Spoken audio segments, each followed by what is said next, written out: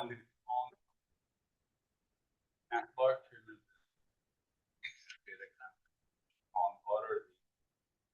March 2nd, 6:30 p.m. special meeting of the Economic Development Commission had delays due to weather. So thank you all for coming. And for our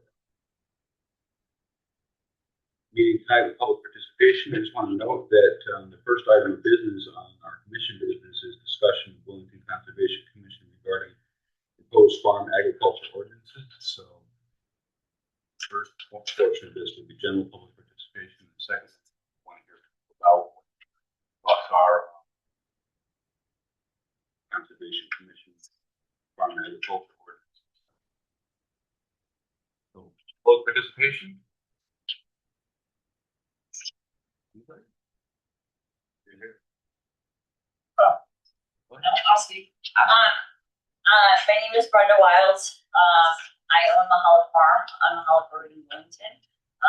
It's a 120-acre farm that has been in our family for almost 100 years. I think we're at 96 right now, 95 or 96. I have not looked at the deed to know that, but I know we're coming up on 100 in a few years. So my parents and my grandparents were both dairy farmers. We now farm hay. And we also have livestock farms. So we have sheep and beef. We have moved back. My husband is now a full-time farmer. So it can be done, like I said to people before. But I would 100% be in favor of the right to farm ordinance in Willington. I'm currently a high school agricultural science teacher in Lebanon, which is a right to farm community. And having students in Lebanon in our ag science program, we see a huge benefit for those students in being in a right to farm community. The nuisances, whether it's a student's SE project or 4-H projects or land use projects, it is really important that the students and farmers have that right to use their land. And we have not had a problem with our neighbors. We are very lucky in that my aunt lives on one side of us, my cousin lives on the other side of us. Like literally, you move on to Mahalo Road, you kind of expect tractors and things going by. And now, unfortunately, with Loves and the TA, tractor-trailer trucks going by. But it is a huge thing. I will tell you that we are very close to the $250,000 in machinery, depending on how the town assessor looks at the value of some of that equipment. If I have to replace any of my equipment, I bought a new haybine 4 years ago. It was $28,000, and that replaced a haybine we bought a disc vine that replaced a haybine that was worth about $4,000. So it was something that was a necessity to purchase. It was a necessity because of the weather. We have to get things done quicker. We bought a new tedder so far. We bought a new rig on the farm. The farm is expanding, but yes, I do still pay taxes. But the tax bill comes, and taxes and insurance is about $12,000 in January, and that happens twice a year. So between taxes and insurance, we're about $24,000, and that is liability insurance, that's property insurance, policy. But you look at everything together. The farm is still profitable, but because we farm full time. So the right to farm ordinance 100% is needed in Willington. I teach in a town that has it. It is very much needed.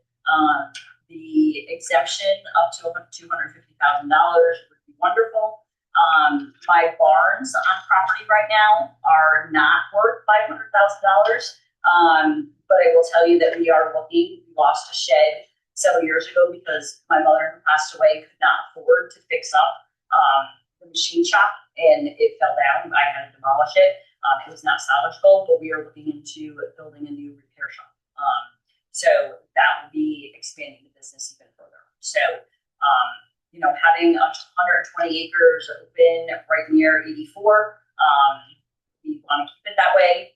We want to stay in business for the next generation. I tell everybody I am the caretaker of the property for now. until it gets passed to my son, who is in the Lebanon Ag Science program. So I would support all of the ordinances that Kathy has very nicely put together for us. Thank you. I appreciate that. Anyone else? We'll switch on to the first commission business. Hi, can I speak? Yeah, go ahead. Hi, my name is Kelly Barber. So I'm a farmer, but I also come from, I have a background in market. So I was doing a lot of evaluation of businesses and going into companies and helping them to save costs. And I decided to leave it all behind and start my own business. So I own about 50 acres in Willington, Lustig Road, Tinkerville, and Turnpike. And I support the right to farm ordinance and tax exemption for farm machinery and farm buildings because they help small farms like me remain financially viable, conserve land, and continue to produce food locally. So my maple syrup trees on our property is adjacent to the Benton Ruby Park.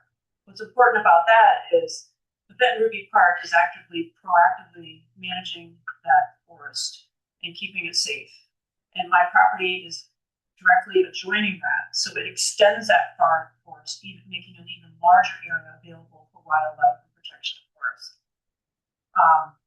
When I considered purchasing this land, they came to me and showed me a subdivision plot for 18 acres. So they wanted to put 18 acres on my property, put a road in, put in all these buildings, which would impact the infrastructure. If all these people were to move into that property and have kids and all those people would be going into the school system, which would increase some of the costs associated with just trying to support additional homes. What I did when I purchased the land is I moved it into 490, and I'm actively managing it as a forest. So we're recognized by Audubon as being a bird-friendly maple producer. And as Kathy can contest to, when you take care of a forest, you just can't let it grow. You have to be proactive, and there's a lot of work involved. There's invasives that need to be taken care of. There's deer management that needs to be done, because if you don't take care of some of those things, it actually takes over the forest and the forest becomes unhealthy. So you need people like me that are actively doing forest management. I've had 4 different foresters come in, take a look at our property, and they're helping us understand how we can better the forest and make it healthier. And as part of that, what we're trying to do is, with our maple syrup business, produce enough maple syrup to help us pay for some of the work we want to do to maintain this property and keep it in forest trees.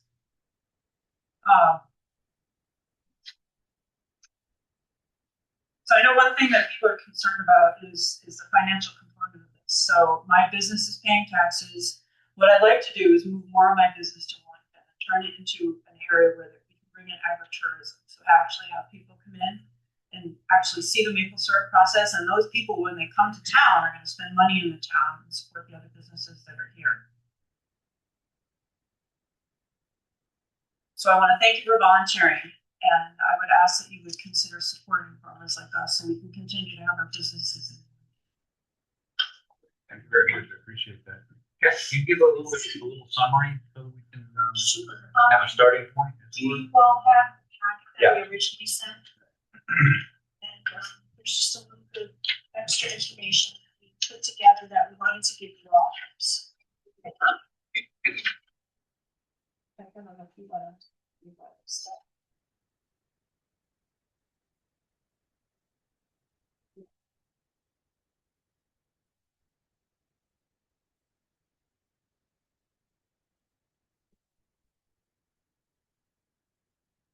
A lot of your questions.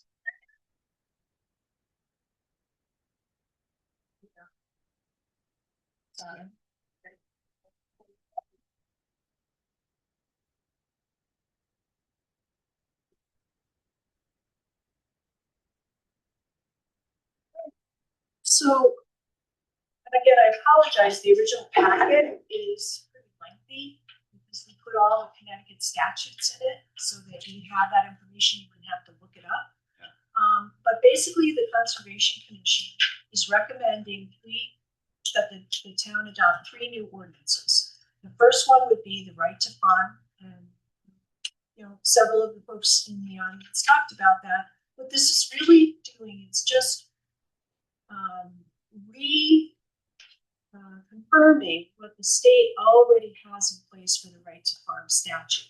It just reaffirms it. It says to the town, we would like to make sure that the town understands people that are living in the town, as well as people who are coming into town, maybe want to start an agricultural business. We support you, and that we're not going to be harassing you for nuisances, things like noise or odors or things that are just basically part of farming. And that's what you're doing, is you're encouraging people to accept that these are things that come with agricultural production, and that there are certain things that should be tolerated. It does not change the zoning laws. It does not change. People have to follow state and town regulations with their farming practices. And if there's any concern about, are they doing something that's outside of a regular agricultural production or practice, there are ways that the town can, land use officials would go out, talk to the farmer.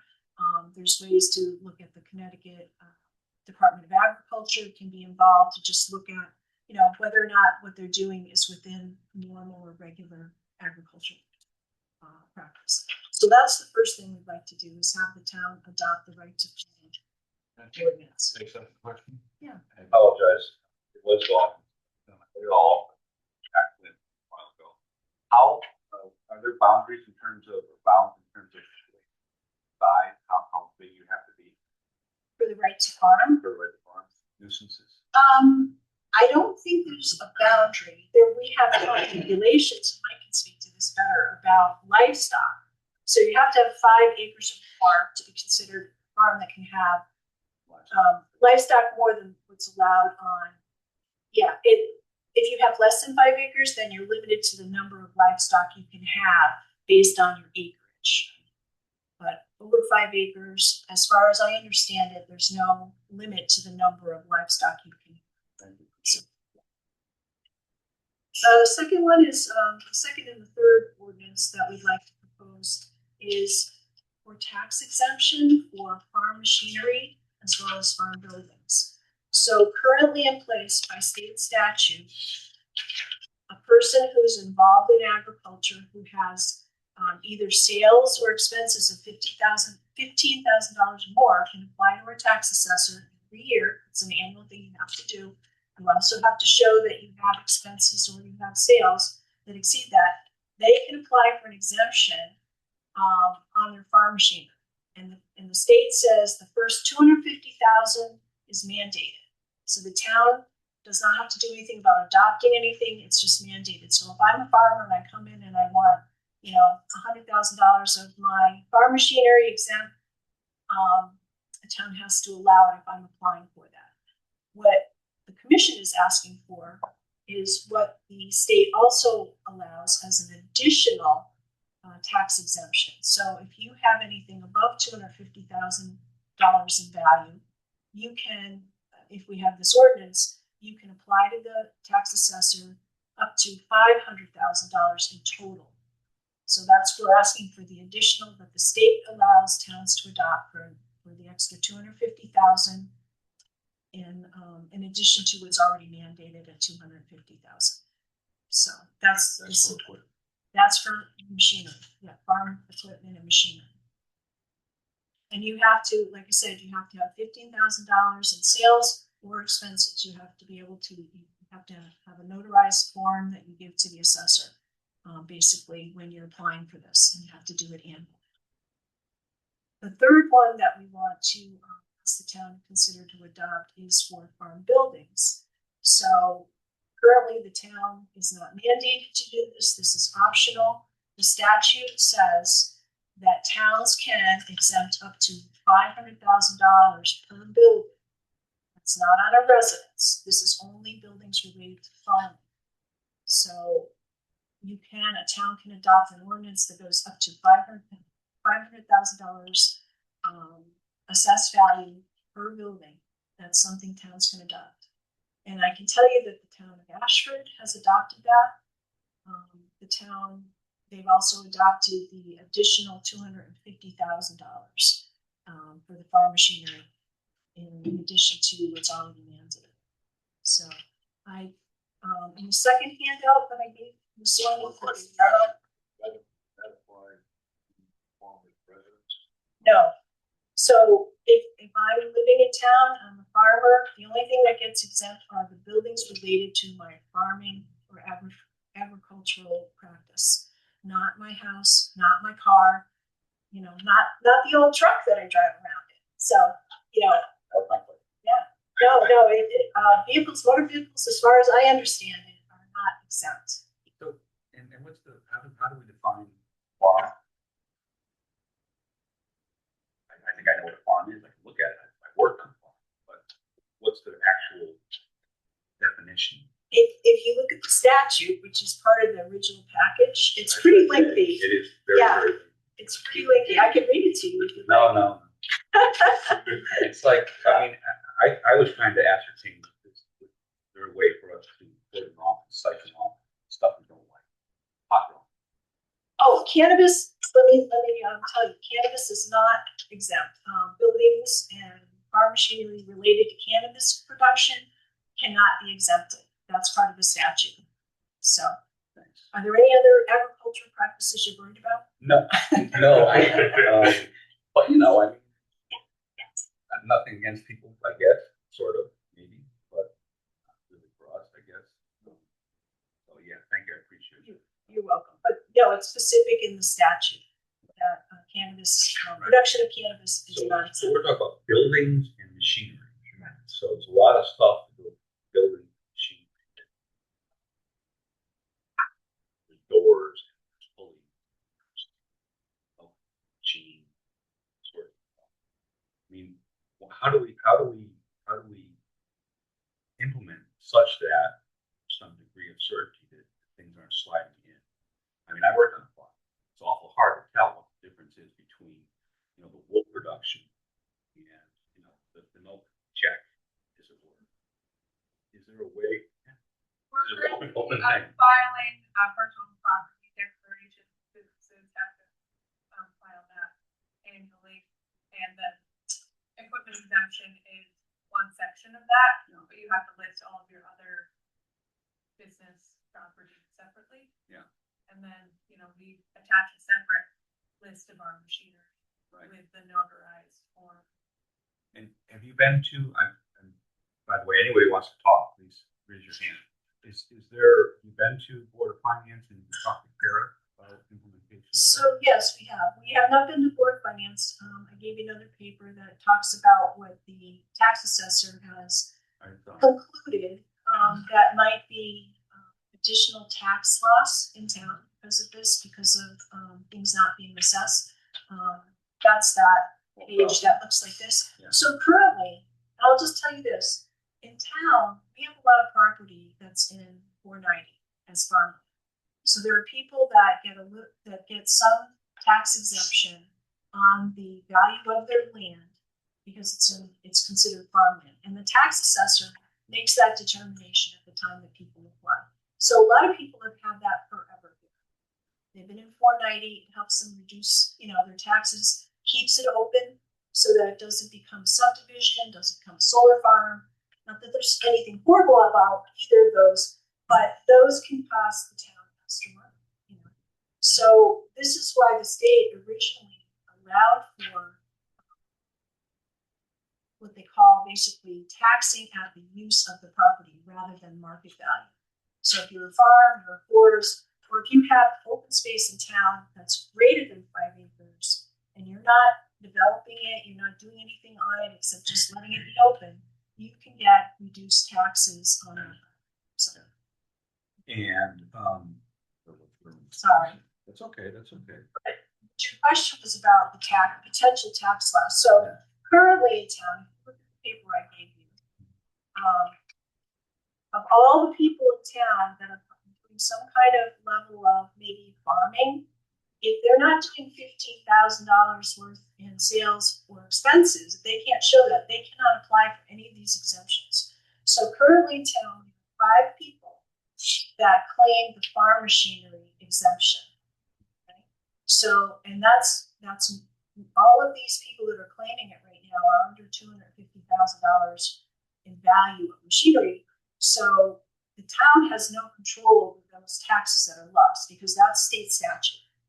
So what Kara did, our tax assessor, is she looked at the people that were claiming that exemption, what were the buildings they had, and she looked at the value of those buildings, and then potentially what the total assessment would be, and then she looked at the mill rate from last year. And we don't know what the mill rate will be in 2025 mill rate, but for the 24 mill rate, she predicted that if all of those people applied to have their farm buildings exempted, that the taxes lost in town would be about $12,754. Now, that's not to say that everybody's going to apply for the farm buildings. We don't know. Maybe they're not going to have sales or expenses. We don't know if there'll be new people. So this is the best she can do. And, what I'd like to say to you as well as people in town is we have in our plan of conservation and development, we talk about supporting farms. We talk about adopting farm ordinance, a right to farm ordinance. We talk about keeping open space in town. And the cheapest way for the town to keep open space is going to be to support the people, the private landowners who have open space. Because the town can't afford to go around and buy every forest that comes up for sale or every farm that comes up for sale. And we know we've lost farming in town. We know that there's people that have farmed in the past that are no longer doing that, and those have come, have turned into subdivisions and other kinds of developed properties. Not that development's bad, not that commercial development's bad or anything, but if the town wants to remain, have its community character, and this is what people say, they want to retain our rural community character, then we're going to have to find a way to do that. And by supporting the people that are providing that open space, it's a lot cheaper. And if you start having subdivisions, you're going to put more money into your schools and other kinds of services. So those are the things that we would like the people to consider. We recognize every budget year it's very challenging to try to keep costs down, expenses, keep the mill rate down. But this is a way that in the long run, I think it'll be cheaper for the town. And our commission feels the same way. That's very helpful. So you indicate that Ashford has adopted the extra $250,000? Yeah, so if you look at this handout with yellow on it, on the last page, so we listed here as of November, because when we started this as a commission, we canvassed all the towns, the regional towns, to see how many of them had a right to farm ordinance and how many adopted the additional farm machinery and then the farm building. So you can see most of them have at least one of those ordinances in place. And Ashford is, more recently has really adopted, the farm machinery and the farm building. That's really taken off there, and they are at the maximum that the statute allows. And they have a lot more farm property. So Bolton has the farm building. Isn't that where Harris from? Yes. So they haven't. Not all the towns have adopted the farm building for the maximum to 500,000. And again, that's something the town of Willington can think about. They're at 100,000. Okay.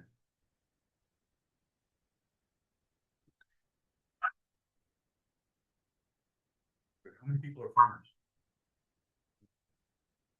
How many people are on the state? They don't have the list, so they wouldn't. That's right.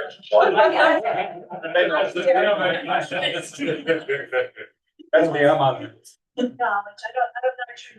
No, it's all right. No, I didn't mean that. I understand. So, and how about employment here? We have at least 15, 20, 25 people in this room that are employed in farm. We have people who are on here that are they're in the data farm employment. Employment is kind of a funny word because a lot of people may be doing this on the side right now because it's very expensive. Not many people survive on this right now. And And so they're doing it on the side, and there's a lot of costs involved, a lot of unpredictability with weather, cost things. It's very challenging. I mean, they'll tell you. Very concerned about employment. I went to the Lowe's. I asked around. There was 5 people working for them. So when we have to incentives, farm.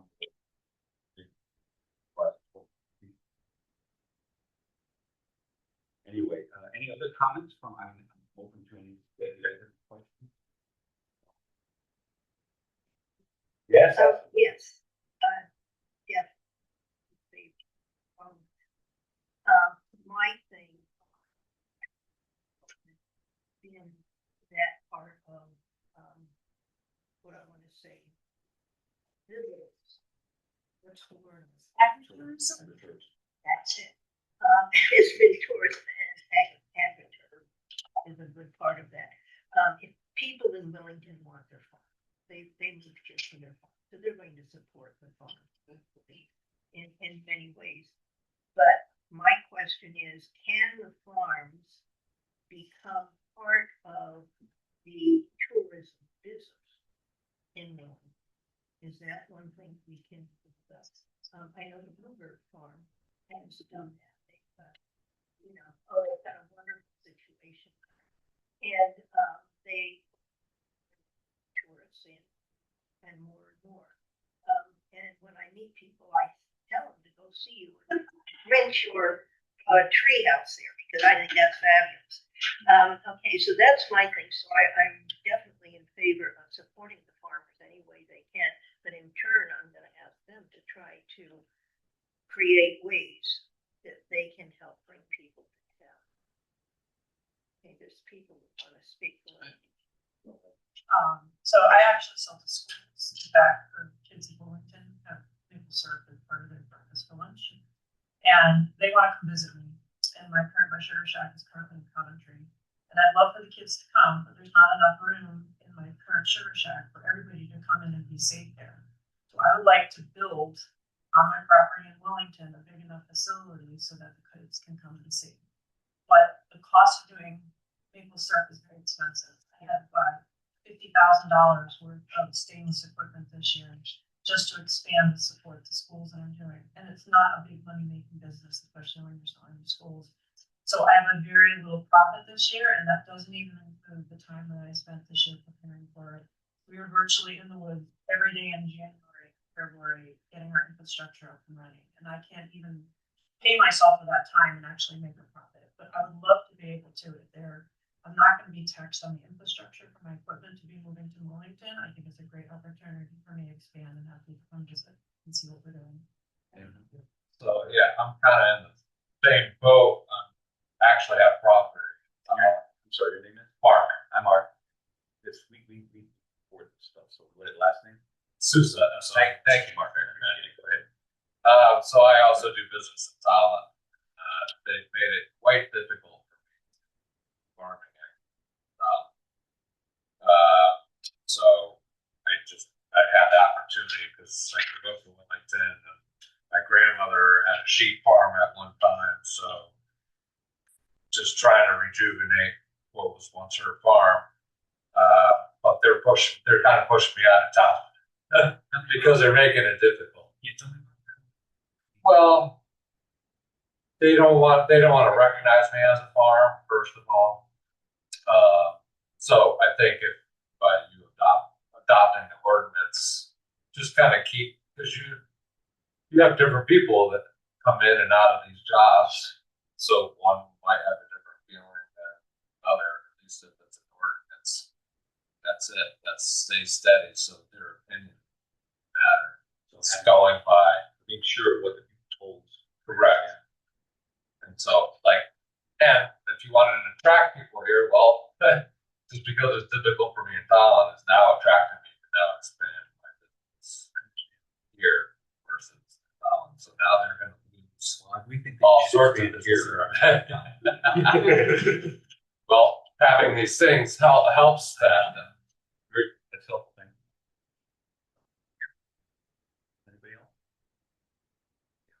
one of the things is that I can much guarantee I'm on the list for the assessor with the taxes, but one of the things that I have thought about that is not included in my huge insurance that I do is like we have a ton of animals at our property. We have a ton of lambs. There's a huge drive for people from, I don't want to say more urban areas to come out and snuggle lambs, and people will pay money for that, but you are risking liability when you have someone come onto your farm. And so if you have something liability insurance wise and you're paying for that, like people would come, I allow friends and family and everybody like, want to come hold lambs, come hold lambs. Hey, customers will walk in the barn and like snuggle with lambs and whatever, but it's not open to the public. But something like that could very easily be open to the public if, you know, money from one thing is freed up for money from something else. You know what I mean? And that is, you know, we have a lot of people that come to town to buy hay from our business.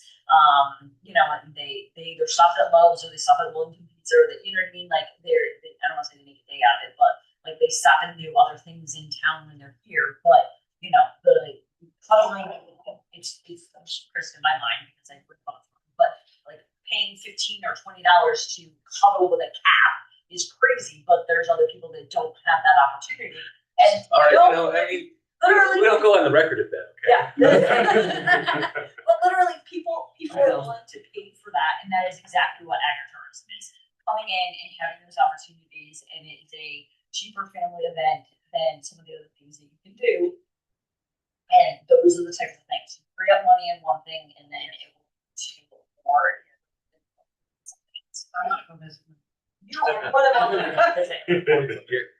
No money because I don't have insurance for that. So, Jeremy was online a moment ago. You heard maple syrup in the room here. So. Thank you for coming. Appreciate it. Three things we're gonna have to have.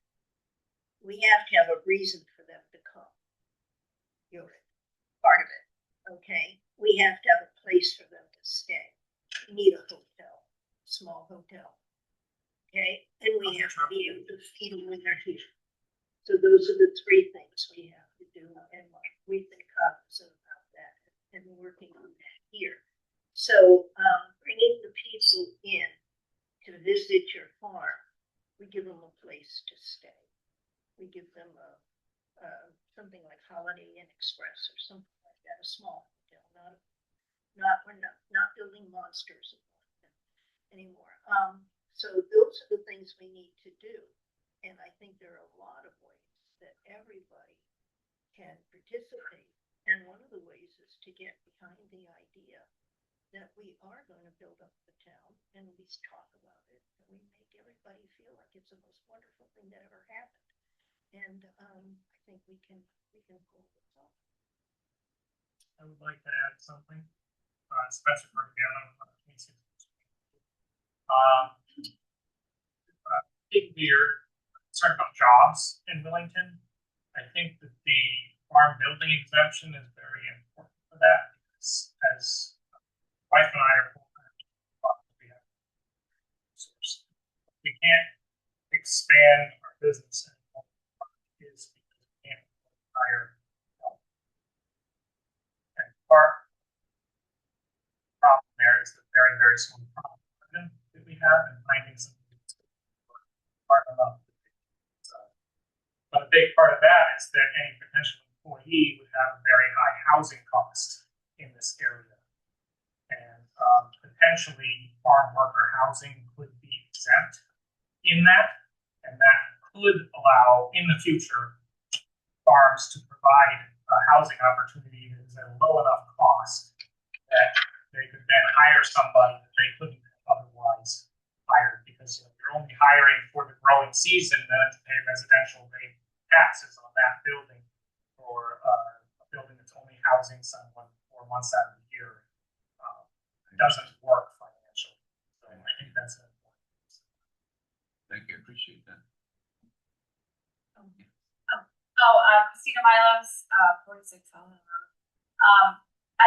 As a former first selectman and as a current board of finance member, I just want to say $12,000 is a lot of money, but in the grand scheme of things of a $20 million budget, it isn't. investment in our past, because that's where our roots are, is literally in this rural community, and it's in our future because of all the reasons that I was talking about. But other than that, the plan of conservation and development, which we've had a few of those over the years, and this one was, I think, I was first second when we started doing all the research on this. And the one thing that everybody can agree on, doesn't matter what political party they're in or whether they're even politically involved in anything or not, is that this town is rural. That's why we move here. That's why we stay here. That's the one thing that we all really care about. And so I think we need to put our money where our mouth is and make it's an investment. So Kelly Barber. Something else for, so my property is on. Something else for you to think about is, are these large pieces of property are now, that data is being fed to the state, and we're going to be approached for low income housing. So there's also potential, if we're not able to keep these properties as they are, that they will be coming in with low income housing, and that will extremely increase the infrastructure costs for your town. So, I think the house should be affordable. Not necessarily low income. And then to say the correct So, word. and I'm not sure how they defined affordable. We've discussed this, and we have a plethora of apartments, etc. Are they affordable housing? They might account in that, but you can't build low income housing in Willington for two reasons. We don't have water supply, sewage supply. If you're going to put any density up, there's no transportation, and maintaining a car, all the expenses. I don't tell you that, but maintaining the car is very expensive.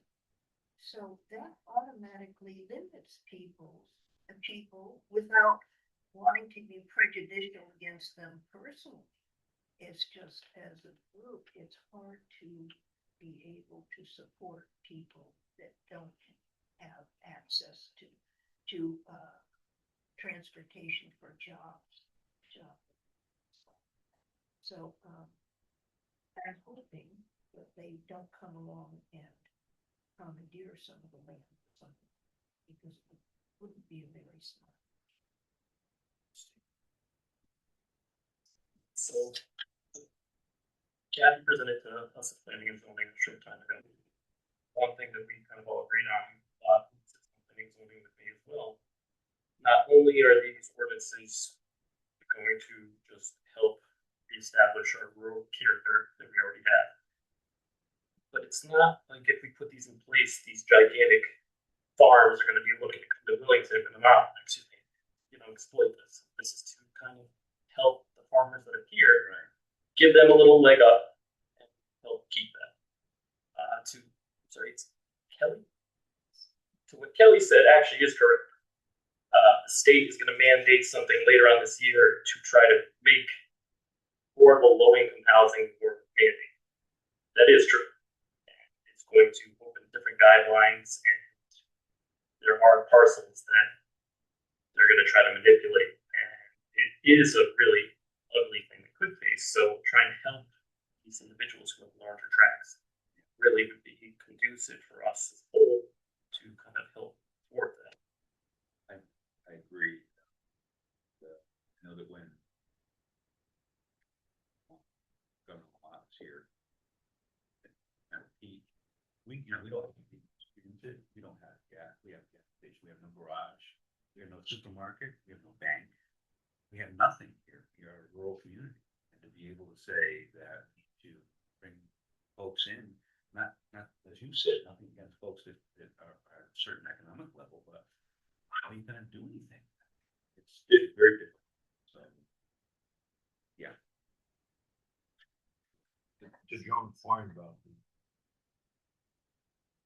district, I will. Do that. And bus line.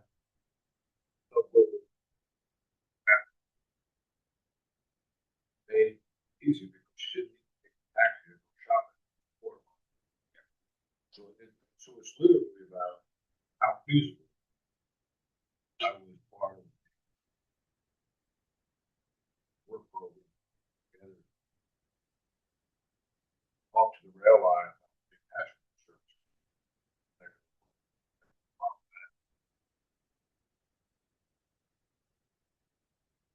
And part of the mandate, say in Connecticut, is passenger service of the train station developed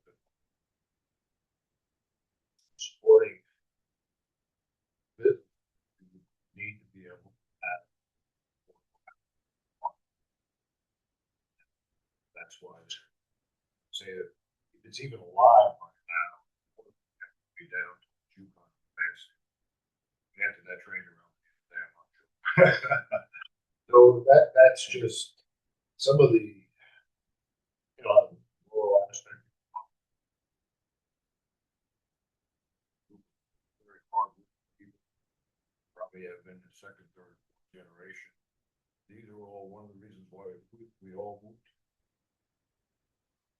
Been here 40 years, and I tell you, kids want to come back to all this thing. Because what my son say, I can smell the fish being cut. So once you all make it, I think you can hear pretty much in line. But you know, best things to make sure. We do. We have a declining population. We need to find a way to keep that rural atmosphere that we all love. We'll also let them know that we're a business because we need another supply. Right? So I'm saying the things that are going on down. The expense side doesn't go away. They're everywhere. So just to that point, you know, and I know you've all been talking about this, is like, how do we get that balance, right? We have areas in town that are really more suited for commercial development, and that's where town would be able to get, you know, more on their grand list.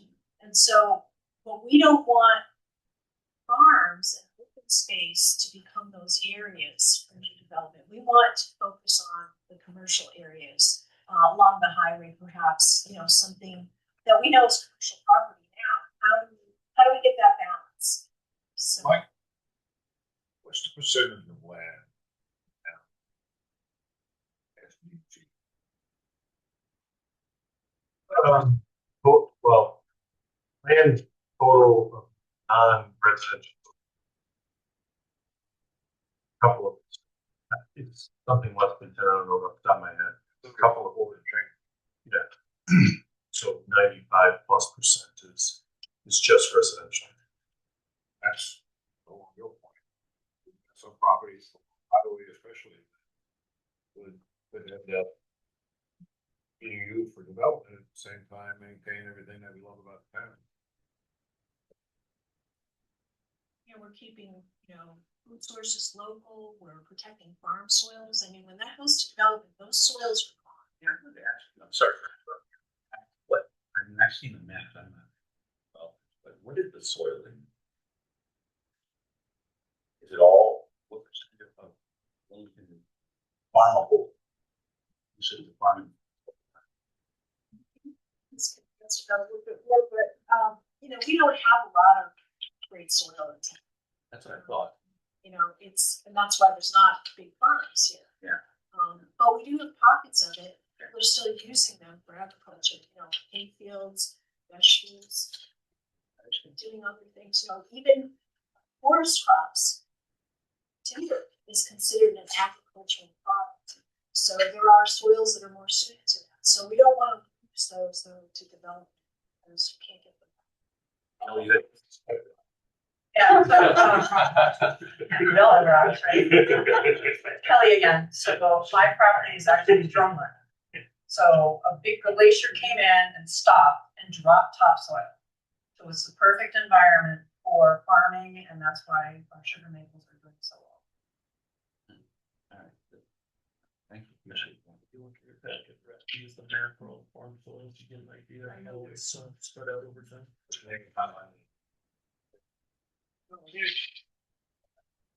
That would be. Oh. Yeah.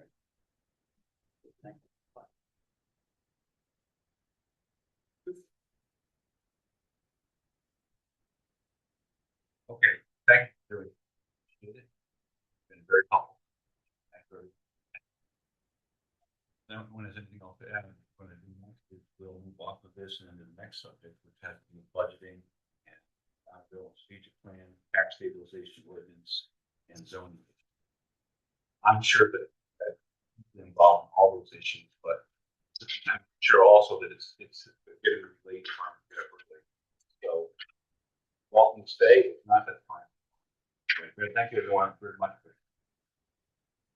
Thank you. I just said something before we turn on that.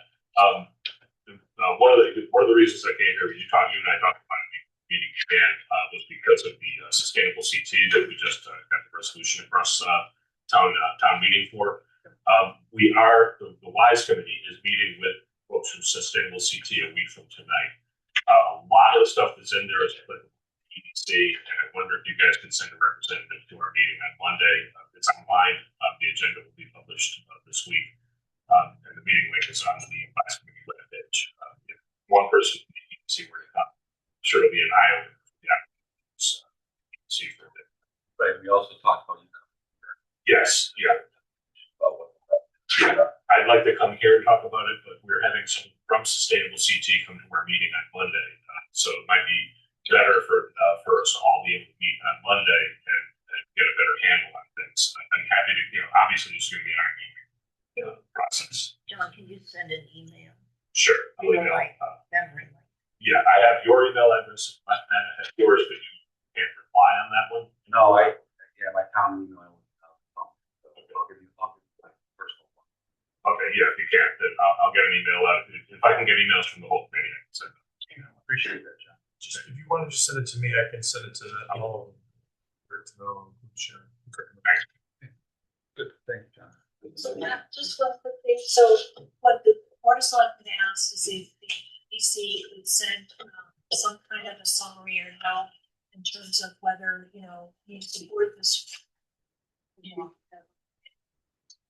So you put that support.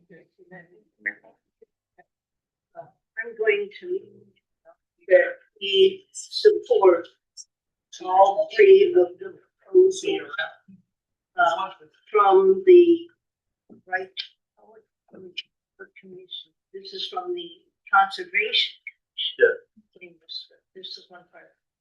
I'm going to recommend that we support all three of the proposals from the conservation committee concerning farming and the right farm and farm taxation. That way would be good. Something like that. Very good. We got it all in there? We got it all. Oh, good. Second. So discussion. I think I also very helpful. Thank you. I support you. Thank you. I work on farm. 7 and 18 dairy farm. Hardest work I ever did. So. Thank you very much. I also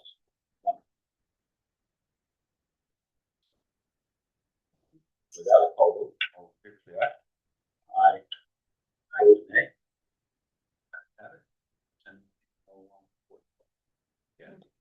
Thank you guys. Thank you very much.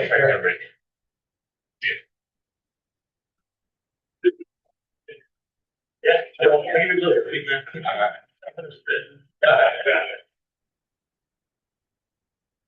So we'll move along to our fiscal 26-27 budget. Mike, you presented the Board of Finance. Give us a summary or 2 sentences summary of where we are. Presented budget, and it's a flat budget. EDC has one line. We don't have the recording secretary line. We don't have the website hosting line. There was a number of budget items and different things that used to be carried through the EDC over the last couple of years. We've cut them save costs, so to budget at 0%. And during my presentation, explained the status of the strategic plan, how we had begun working through the creation table, and some of the things that you have discussed related to zoning amendments, tax stabilization, which you had worked on and plan to continue to work on. So there weren't, during the discussion, no significant questions or concerns raised. 0%. So hopefully that keeps things quiet. Also, now, some place along the line, as we get moving forward, looking for businesses and things like that, it's going to take money. It's going to take money for communications with places. It's going to take money. Someplace with somebody in the town, we have to have a good brochure of the town, etc. Where do we find that money from? Or do we have to? I don't want to have to look for grants because that's a long. So we've done some public facing documents and things throughout the years. So we have templates which we could update, which we could do, John and I could do. We've had certain expenses for things when we've done when we did the BRIG grant, we did some stuff during COVID, and a lot of it overlaps. We just ran it through the department. So if it's like we want to do mailing or something, like we have certain operational accounts that we could pull stuff from. If you needed to do like a big push of something, there was going to be substantial cost. We'd have to probably ask, go to Board of Finance and say, this is a non-budgeted expense, it's going to be this much, and they would make that determination. But we wouldn't put that into a budget. No. Extra budget. Yeah. I would say the best way to go about it is get it in the budget. That's much more likely. Much less likely to get it ad hoc. We made it for a slight increase that shot down. Right. Well, for the additional signage. Yeah. Right. I think I think you're right. Generally speaking, if you have a plan, you can put it in there. I think it's just getting harder and harder to justify non-negotiable budget increases because things are just so tight. But yeah, if you have a proposal or a cost or something, you say, I need this money for that. So if we wanted to put it in a budget request, we would have to know exactly what it was for and exactly the amount, rather than just we think we're going to spend it on a certain amount of money. And Maybe the way to go about this is to ask for either a supplemental or wait till next year and ask for it, but just ask for it point blank over. yeah, $25,000. I'm not gonna tell you. These five. But otherwise you're gonna get, how much I can get it for $1,750. Are you sure I can't get a color printer? I don't mean to be negative, but that's what's gonna happen. I'm sorry, go ahead. It should be part of our discussion.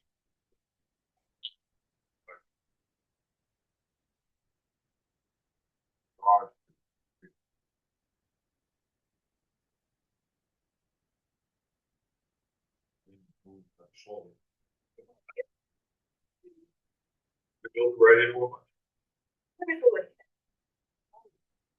And start looking for businesses to come to town, etc., etc. We need to have a professional brochure done for Willington. And it should be accessible to all committees, everybody who's doing anything.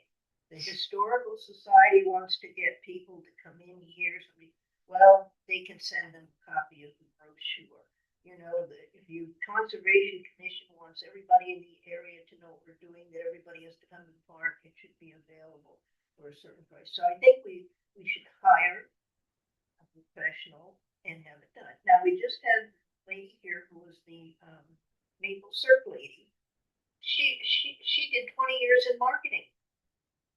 So we should be talking with her and getting an idea of. Is it Kelly? Okay. Yeah. We have somebody who knows all the farmers here. I mean, if we're going to do it, let's do it right. You can't take old things and just revamp. I've done one for the Democrats, and it looks like I did it. So you can't take these and just paste them together. I think we need to have a good half a look at it. And she may pull these out, the old ones, and say, yes, let's do this, let's do that. But let's have somebody who knows marketing come in, look at that, and do it right. I can't stand something if I try to recruit Holiday Inn to come in here and build a small hotel. I can't have them send something like it was sent off on the color printer. Okay, if we're going to look, we want people to come first class, we have to look good. And I see, sitting on the Eastern Tourism Board, I see some of the things that they're putting out and the ideas they're putting out, and they're spending. So it might be that there could be tourism money that could augment this, but we need to do it right. Go big or go home. Is that what they say? Something like that. Something like that. I'm not sure. Yeah. Really, just tell me to go home. Yeah. So, maybe the next step. Sure. Sure. Well, I agree with it. I don't know how to get that thought. I think that more important is what is going to be on it and what that stuff says. So a really good brochure that says, well, maybe you can go to 4% of the town to find a place to land your business is not going to sell. So, you know, there's a lot of things you need to know. People that are developing hotels now, right, for example, with very specific families, they're very specific things. And so they're, one of the reasons Tallinn had a challenge of putting a hotel in Tallinn is because most of the families that develop hotels in the area are highly religious. They don't want to be next to the electric blue. That's just a dead on arrival issue. So you have to kind of understand who's going to be getting it and what their perspectives are. Most of those people just will not get out of the car, not even interested. It's a primal piece of land, but adjacent use, not going to work. So I think that we should focus on understanding what that market is. We have some of that data for the strategic plan, some of the other stuff, and some of the analyses that we did during COVID through some of publicly available data sets that talk about, we showed where we had, so we did some business analyst reports that showed where we had markets that were way oversold, like gas, for example. Willington sells some 600% more gas than we need, obviously, because we've got gas stations and truck stops and then we were really undersold in other things, which shows it's called retail leakage, where people leave Willington to go and buy something. And so the idea would be that where you have high leakage, people are leaving Willington, spending a lot of money in one area in another town, and that maybe have some market demand for that here. But we're going to need to figure out what those markets are interested in to make sure that we're hitting that information on any content, depending on how we're thinking about it. So I would suggest maybe looking at what do we want to put on these documents and what should they say, so that we're not sending them stuff that isn't going to land like we want it to. That'd be an easy way to start. Agreed. And also have to, as alluded to earlier, I think we also need to get the road business right now, where we've indicated that it's closed. A couple of our agenda items, our tax stabilization ordinance and our STD regulation, would be part of that product that things that we put to our vision for the future communicated in the brochure or website or stuff. And that's how we reach out. Does that make sense? That's solid. Yeah. Okay. So next item is strategic. I don't have any other input on this, I don't think. Other than to say two aspects of this tax stabilization. So tax stabilization, I did this chart, I took what John did. John still here? He had a special meeting. He had a yeah. I took and summarized or revised what John did. I'd like to do this Oh, yeah, kind of. So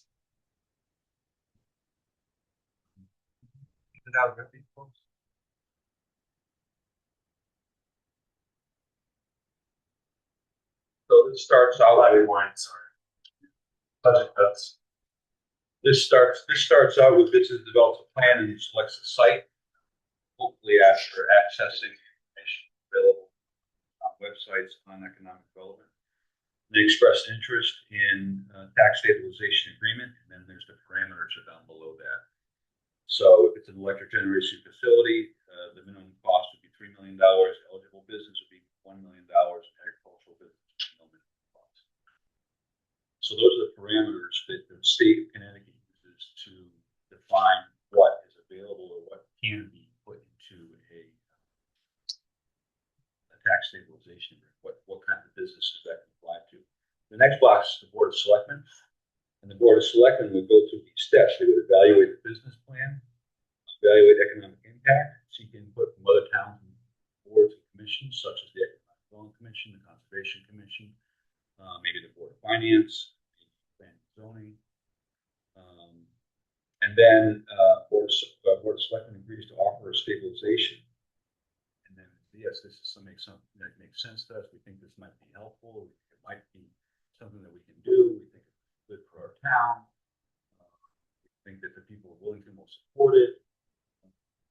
And then we would negotiation agreement. Now, when this failed, this tax stabilization process or plan or ordinance failed at town meeting last time, one of the major comments was that the Board of Selectmen aren't professionals. We don't know how to do this. They aren't real estate professionals. They aren't business people, regular citizens. And so, this clearly, what I envisioned was, I think what everyone participated in the proposition was, the town would talk to a lawyer and say, go negotiate this for us. So there would be we negotiate an agreement, and a lawyer would be hired to do that. I talked to our lawyer, our town lawyer, and it's fairly straightforward. Happens all the time. Not an insurmountable process. And then the Board of Selectmen votes to approve or form the agreement for approval to one of the other groups in town. Tax stabilization agreement is approved. If it's a gas facility, it goes to, electric facility, it goes to town meeting by state ordinance. We have nothing to do with this. The state says, if you're going to do this, it has to be a town meeting. And if it's an eligible business not elsewhere defined, it goes to the Board of Selectmen. That's what the state ordinance says. That's what we're allowed to do. And then if it's an agricultural business, not the Board of Finance, because the state of Connecticut says that's the way to do it. And then the agreement is administered by the assessor. And business pays a stabilized tax rate, tax based on agreed upon market value for up to 30 years. Agreement may be terminated if conditions are not met. So that's the process that we go through. That's the box. Got that in there. The suggestions, but pretty straightforward. It's a little bit better way for people to visually see the checks and balances. I think the meeting went in such a way that a lot of people couldn't grasp the whole concept as a whole. So much information just talked about all at once, and everybody's trying to envision this flow chart. It was just completely overwhelming for a lot of people. And even though we had talked about it, I had heard about it prior, hearing it how it was presented without even some type of visual aid was really tough to just kind of go through it. And I think that's where people kind of naturally hear one part, but then, well, what about this? Because there's three different essential sections. Then trying to put it all together was just way too much just to palate at that time. And I heard people involved saying that, yeah, it's just so new, so different, scary. Never done it like this before. And they didn't understand it. So the suggestion was made, can you come up with some kind of visual summary that's succinct to understand? So that's what we could. It might be helpful if we put an asterisk next to those things that are state mandated. so that they know that we just didn't pull $3 million out of the air or something. I think that what I'll do, John, is a very good idea. I think what I'll do is I'll put a little introduction that says this was within state statutes. State statutes allows us to structure it this way. Yeah. You can do that, put an asterisk here, and then we'll just say if it's that one, the state tells us how to do it, that's fine. I like it, Brett. Yeah, just because people want the argument, 14 people standing up to speak and not understanding themselves. Yeah. I think this is pretty good. And then the bottom is just some stipulations. Applications may be denied by the deciding body of the town meeting or selectmen or finance. They pay tax based on the agreed upon asset value for not more than 30 years. Agreement may be terminated if conditions are not met, which is actually, strike that one right here too. And in case of sale or bankruptcy, the town may recapture up to 10 years of tax. So you can go backwards, claw back what they're savings for. Does that make sense? So anyway, I talked to Michael Koo, called him up, and we discussed having maybe a hearing with the Board of Selectmen. Presenting this stuff to them and asking for the public to participate. Sort of an explanation session, description, what we're proposing before we go try again to another town. So, what do you guys think about that? Well, what we'll do is meet with the Board of Selectmen first. Actually, no. I apologize. No, we would go to. I can either do it two ways. I can ask the Board of Selectmen or hearing. It won't be a regular hearing advertised in the paper. It'll just be a joint meeting between the Board of Selectmen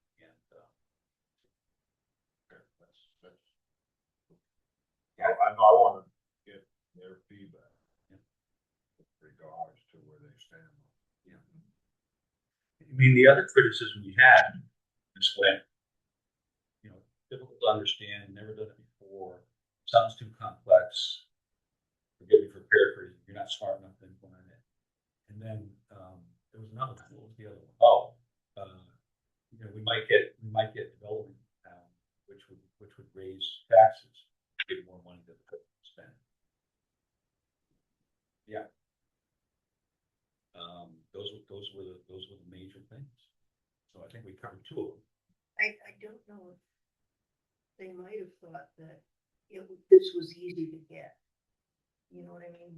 That anybody could walk in and I'm going to put in a $3 million business. But if you don't have a good background, a good record, you're going to get.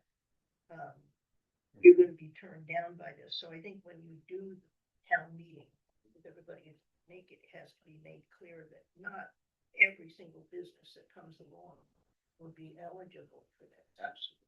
Right. Right. So we have Board of Selectmen, evaluate the plan, evaluate economic impact, seeks input, and then offer or not. Yeah. Yes, do that. Agrees to offer or not. Tax stabilization. Thank you, John. That's good. Anything else? Good.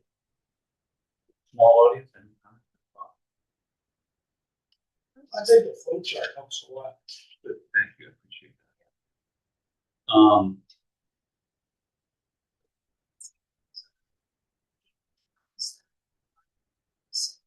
Yeah, there's I don't have to apologize, but But I mean, could that be part of the presentation? it's the presentation that I gave or shared in the town meeting had a list of the Connecticut towns and municipalities that have adopted tax stabilization. I think there was 20 to 21. Lebanon, I apologize. There's 2 or 3 that are around our area, and it's mostly because it's like 3 years ago that these statutes passed that allowed us to do this, similar to your farming thing. I was just, thinking like when you present this, I don't know if having an example, if that's helpful to people to visualize it, because, you know, this obviously helps a lot. Yeah, thank you, appreciate that. Okay, and I have E here, consideration of STD regulation amendments, or STD.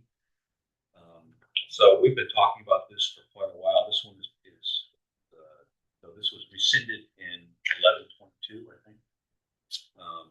And we have, when I first started and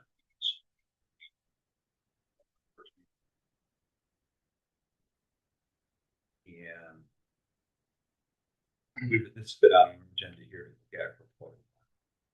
It's been planning zone as well to think about how we can architecture, environment. So we have down in areas. So, Mike, how would you describe that? Well, how would you leave it?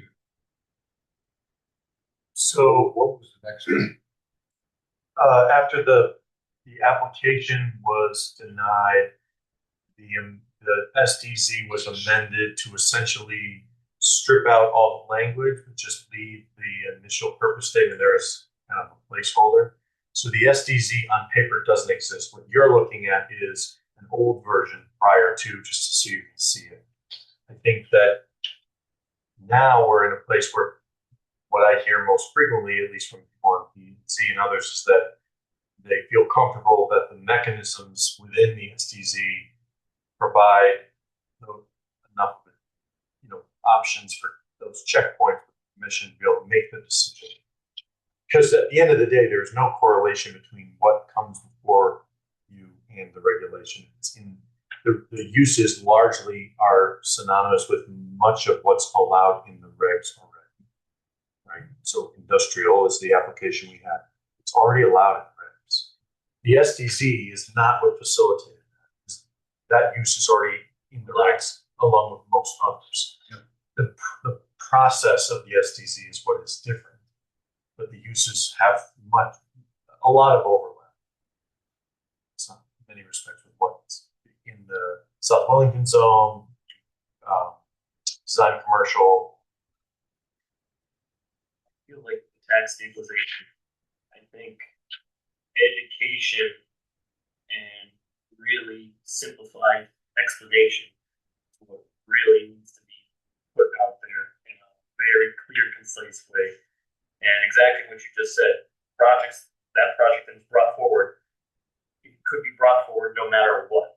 There's a lot of little key parts that, again, people heard about this, they heard something new, something big, simultaneously put it all together, really, got upset about it, and then they just said, well, this is something new, and all of a sudden this is here, so this has got to be together. I feel like if it's brought back around and it's really kind of broken down, simplified, and say, this is what our regulation allows currently, this just gives it another check and balance to look at it a little bit greater before we go another step to evaluate. Maybe people have that much more information just to recognize that, it's already allowed in our town. Didn't know that. So maybe it's just kind of flipping that narrative a little bit just to try to help people understand what's already in place in our regulation. I mean, yeah, from a 30,000 foot perspective, what this does is it simply provide the mechanism decreasing cost to the business, find out whether or not there's no short circuit, because as you can tell, the last one was not. When I look at this, it looks to me like what we're talking about here is a zoning variance. The special development district is not really a variance, But it says keep in a flexible manner than would otherwise be allowed by by the underlying zoning district. So that would be a variance if it's underlying. So So the idea is, it's you develop a master plan for the property so that you can make use of the property in a way that is appropriate. Traditional zoning says if you're in this zone, everybody gets a 50-foot front yard setback. yeah, Well, if you have a vernal pool in the back of the property and you're on a busy state road, why would you push the building farther off the road to then have a potential impact to the vernal pool when the topography of the site makes sense? Yeah. So the idea is to use the features of the site and the use of the property to develop something that's contextually appropriate, rather than the broad brush sort of traditional, everybody gets a 50-foot front yard setback. okay, So it's flexible, but it's not a blank check. And variance means specific things in planning and zoning land. Right. You have to demonstrate a legal hardship to be eligible. I can see there's a lot of requirements here. There are a paper from the, Yes. yeah, Yes, it took a lot of time. So, I mean, Mike, I know you've had a conversation. Planning and zoning as well. If we revisit it in some way, shape, or form, see if there's something that can be tweaked, altered, something that's palatable to present that has been mentioned multiple times. Everybody seems to be in favor of revisiting it and see what can be done to reintroduce it back to everybody and see if it would be acceptable. Your comment about doing something similar to for STZ that we did for tax stabilization, simple. We did visually. What? Just a comment about SCC. Yeah. We talked about revisiting it. Yeah. I think one of the things that go on in a lot of numbers, we were confronted with a very large development. Unfortunately, part of the SCZ was the amount of information that they had to develop on the front end. And one of those things was all of a sudden, with that size, you were dealing with millions of gallons of water coming off the top of that facility. And because of the amount of resources that they had, they only had to put in what 40%, 30%, like on the front end of it. It didn't satisfy a lot of the concerns that we had about where the heck is that water going? How are you going to handle it? There's got to be something in there about something that gets a little bit out of proportion. You have to show there needs to be more information given to the town, because all these people they're absentee landlords. They can promise one thing, but if you don't have enough information to satisfy the public, where are you going with this? You're going to have, the pitchforks and the flaming sticks coming at you again. It got really contested. Yeah. And a lot of it had to do with the size, and because of the way the SDZ was structured, they only presented a small fraction of the final solution, if you would, for that development. Well, and everybody, a lot of us wondering, where's this water going? Mm-hmm. Where's all this water coming from? I mean, if you're pulling so much out of the ground. So there's got to be, yes, we need to visit it, but it's also got to be massaged. I mean, can we build in a two hearing process for question and answer? I mean, that if they present something, you go, well, where's all the water going? Everybody's mad about the water. Is it written in here? Oh, there's there's a secondary. The commission can have hearings continue. It's not spelled out, and people know it. I think really what Bob is getting at is that when you're telling them, so the traditional process would be if you have a zone that allows for a certain development, you come in Willington, basically everything is special permit, which means you have to prepare a site plan and have a public hearing. This process, we create the SDZ, but we don't put it on any property. So you have one hearing to land that zone and drop it down, but you have to provide a concept plan to show the commission how you intend to develop. If they agree, the concept plan sort of gets landed on the property, and then you come back for a second hearing with your complete design. The rub came into play where the size of the building, I guess, let's say, elevated some concern related to water in and out. And they're not at the point of having appropriate answers to those questions at the 30%. They're saying we're not going to do a complete geotechnical analysis and a hydrologic analysis because we're just getting a zone change. No one's going to develop site zone change. It's a zone change, which is tied to a master plan.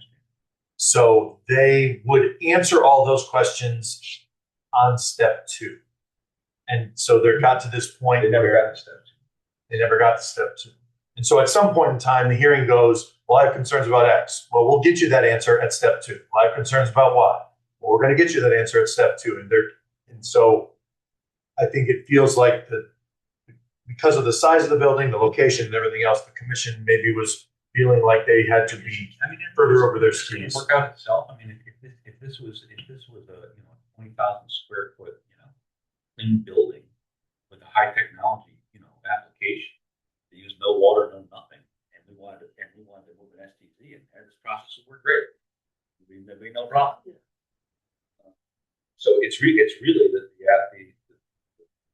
first application that we had. By the way, this worked terrific. The thing got nixed, out of the gate. The problem is it got nixed, and then we completed the order that allowed us to decide. There was a gorilla trying to get into Willington, and We don't want the mindset wasn't set to allow a gorilla to come into Willington.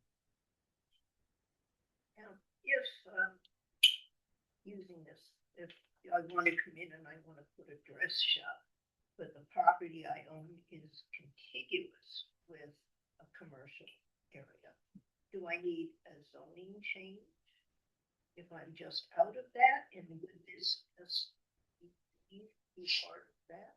The SDZ was written to apply to specific properties that meet the eligibility standards. So if you were trying to do what you described, if you were adjacent to the design commercial zone or the South Wing, you would get a zone change to that. You wouldn't be eligible for something like this because that was more like large scale or mixed use. So you just get a zone change. Okay, that's fine. So you technically have the same process because you have to do a zone change, public hearing, and then special permit, public hearing.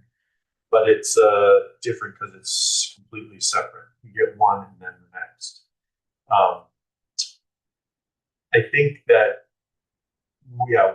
what we can talk about when this comes back around is that the STZ actually raises the bar in a lot of ways in the traditional process. If somebody wanted to put a massive building on any property on that zone that's shown in purple, they can do that today. And a special permit use is not one that the commission or the town has an arbitrary decision as to whether or not they want it or they don't want it. The special permit is a use that the commission has already decided is permitted, but that they need to go through the process to determine if there are specific amendments or modifications or conditions to that project that they need to make. But if an applicant comes in, let's just use the FedEx property. It's designed industrial. And if that building didn't exist and they came in and wanted to build a 279,000 square foot warehouse facility on that property today, the only way the commission could deny it is if they could find that FedEx did not meet special permit standards and regulations. So, for example, if we have concerns that FedEx is going to pull too much water out of the ground or they're not going to be able to treat the water that they generate, we have to have special permit standards that says that. The town can't say, well, we have a lot of concerns about insert something here. Right? A lot of people think special permit means if people oppose it or we have concerns, we can deny it. That is not what it means. And so the SDZ process, the special development district process, the loading zone mechanism, it is completely discretionary in that the commission is first wearing its planning hat, deciding whether to land the zone or not. You have the ultimate discretion when the commission is making that decision.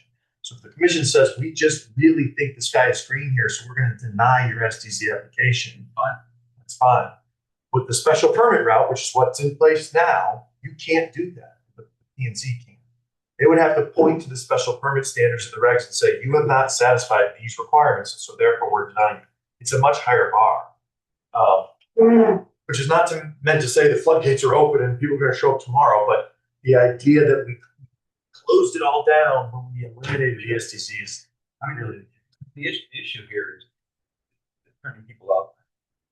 Permission to speak freely, but I mean, the issue here is we'll turn people turning out for a town meeting to approve the ordinance for instituting the SDC. It's going to have, who's going to show up? Who's going to go out to the town meeting and vote? There's going to be a lot of folks that are going to, like, I just remember that big warehouse. So the P&Z is the only group that has to vote. And frankly, this is fully. It's not, it's regulation. Oh, I apologize. At that point, I mean, it's up to the public hearing to have that discussion. And I think it's up to the P&Z to be comfortable with what the language says so that even in the face of opposition, they understand what it means and that the proper checks and balances exist, which is a challenging place to be in. But you're right. We could change the name, then people are going to just get upset. Right. So the connotation exists. There's not much that we can do about it. I think you can talk about where the SDC is allowed. That's a lever that's easy to pull. What uses the SDC allows. That's another lever that's easy to pull. And adding additional limitations into it. I think those are the three things that are subject to discussion. The other way to say, hey, it worked in Boston, Massachusetts. It worked in we didn't have any problems with it. Resulted in X, Y, and Z. I mean, So the SDZ works. It's a good thing for developers because they don't have to show 100% of their developed plans from the get-go. So that, this is something that you can use to attract larger businesses to come to town or desirable business. They don't all have to be big. So yeah, they only have to show 30 or 40% of the development on the first round. That's millions of dollars. wow, right, and that development, hundreds of thousands of dollars a year for us in tax revenue. Yes. The other thing that is really intentional about this, and I have developed this reg in several places and executed it in other places as well, project going forward type deal. And the SDZ has two options, proactive and traditional. The benefit was if you don't have a complete project design and you're trying to go out and do all these things, or you're going to try to get tenants or whatever, you go proactive. And the benefit to you in that place is that you don't have to do all your design up front. The benefit to the town is that we get another bite at the apple at the end because your final site development plan requires a public hearing. The flip side to that is traditional, which allows for the developer to come in with the fully engineered plans. So they shortcut when they have their public hearings and have them both together. And that means we get all the design up front, but the benefit to them is the last step in the process where the site plan is approved doesn't require a public hearing, which means once they get it all done and they've got their tenants lined up and they're trying to go to their bank for funding, they now know that that last step is defined by statute in its timing, that it isn't an arbitrary, undetermined, high-risk public hearing scenario. Banks don't want that. They just don't. So it was intentional in that we would allow you to give us less information, but know that means that at the very end of the project, we're going to require a hearing.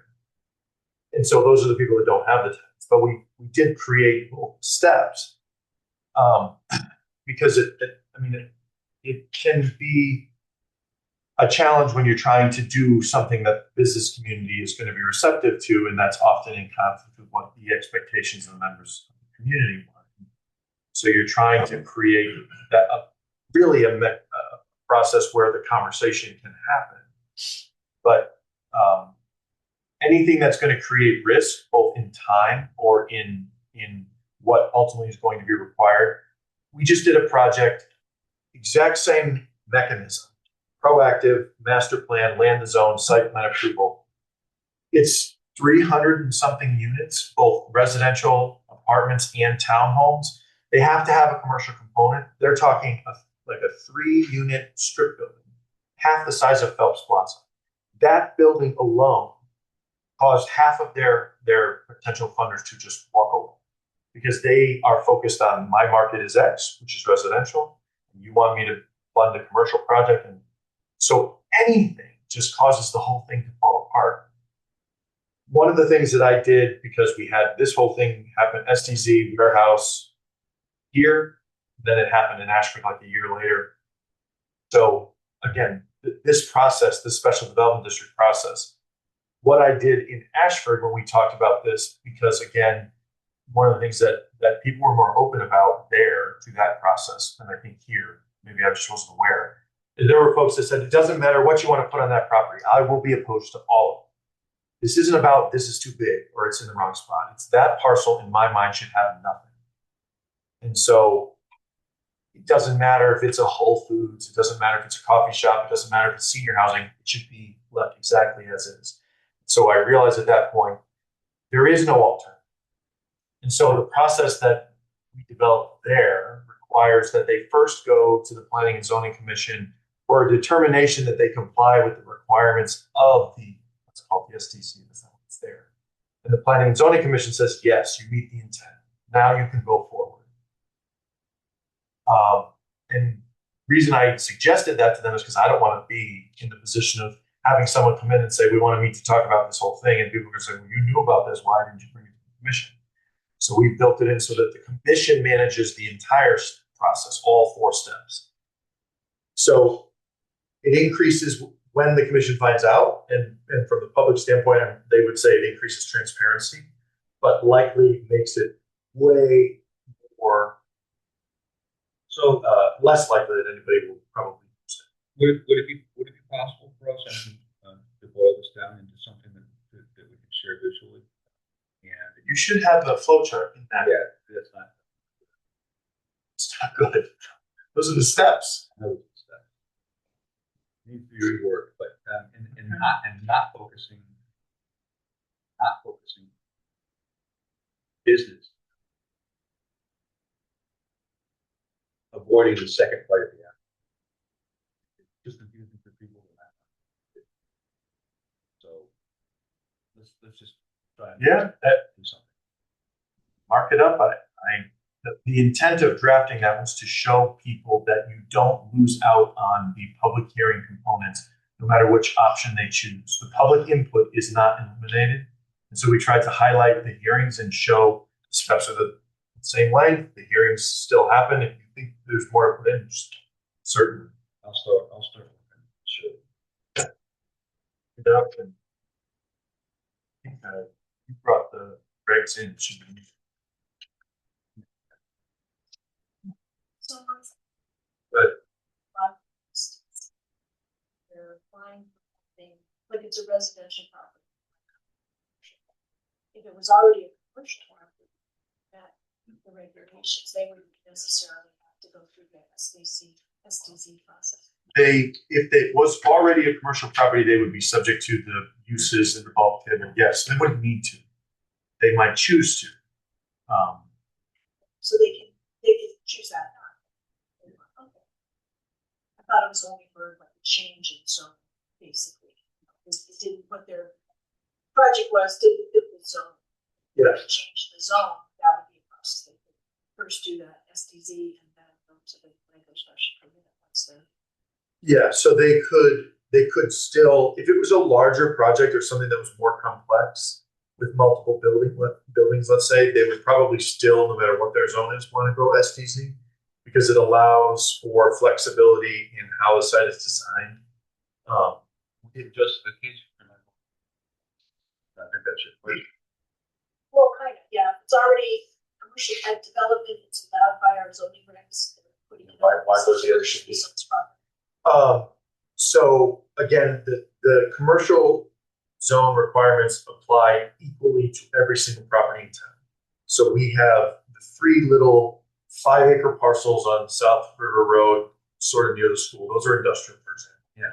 The bulk standards that say you can only have this much building coverage and you gotta have a 50 or 75-foot front yard setback, those apply to those properties just as they apply to the 300 acres that's behind fence. Yeah.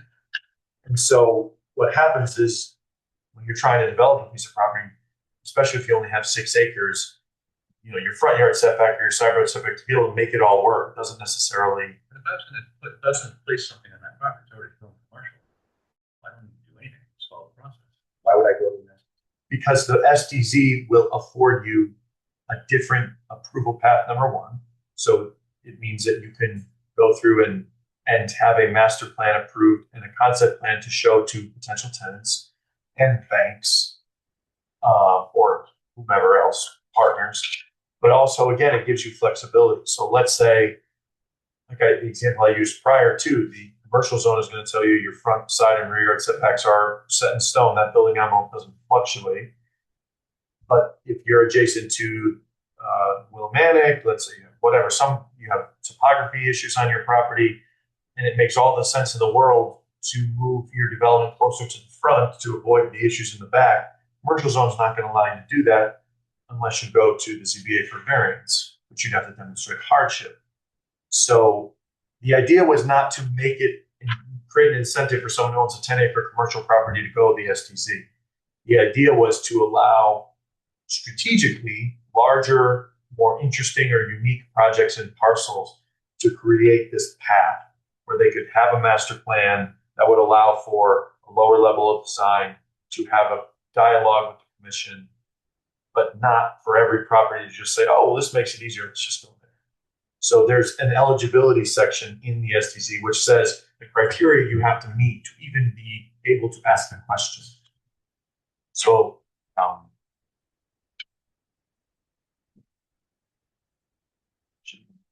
there's a minimum parcel size. So if you're not in the commercial zone, you have to have a larger parcel. Right. But I think that thinking about as this process unfolds, what the implications are. One of the things that has continued to come up is building size, and it may just be that there's a specific size building that the town feels is appropriate in a size building where it's doesn't matter where, it doesn't matter what, it's just going to be too large. Those are things that would need to be built into the reg. But I think that, there's going to need to be some consideration or conversations or outreach to the property. We talked about this before. I think Willington has probably the last 2 parcels on at least this half of Connecticut that you're talking about 100+ acres adjacent to a highway. Big buildings and big users are going to want big parcels, and we have the big parcels.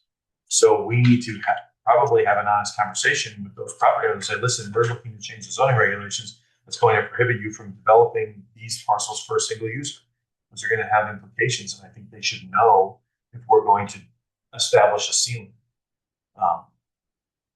It's worth considering, and that may be ultimately where things go, but I think we should have those discussions. Taking notes. All right.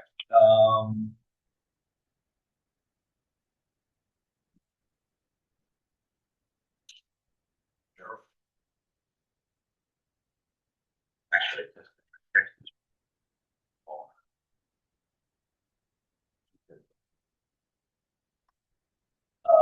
okay, so moving on. Agenda. November 5. Written, brought it back. So, good to go. Yeah. All those motion to approve. Second.